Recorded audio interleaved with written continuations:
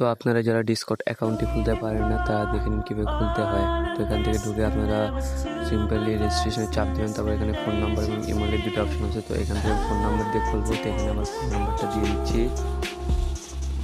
এখান থেকে আমার ফোন নাম্বারটা বসানোর পর নেক্সটে ক্লিক করে দেবো, তারপরে নিয়ে আসবে। তারপর আপনাদের এখান থেকে উপরে যে লেখাটা সেই লেখাটা পড়ে আপনাদের এখানে কিছু টাস্ক পূরণ করতে হবে। তারপর এখান থেকে আপনারা নেক্সটে চাপ দেওয়ার পর আপনাদের ভেরিফিকেশন কোড যাবে আপনারা যে নাম্বারটি বসাচ্ছেন সেই নাম্বারে, তারপরে ওই নাম্বার থেকে বসার লাগবে।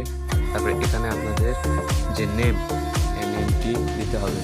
তো এখান থেকে নেক্সটে ক্লিক করার পর আপনাদের পরে ইউজার নেম অটোমেটিক হয়ে যাবে। তারপর এখান থেকে আপনাদের সিম্পলি একটি পাসওয়ার্ড দিতে হবে। তো আমি এখান থেকে পাসওয়ার্ডটা দিয়ে দিলাম। তারপরে এখান থেকে আপনাদের যে ডেট অফ বার্থ, যে আপনারা কত সালে জন্মগ্রহণ করেছেন সেগুলো সেট করে নিতে হবে। তো আমি এখান থেকে আমারটা নিচে, আপনাদের যেটা আপনারা সেটা দিবেন, দিয়ে ওপেন করে নেবেন।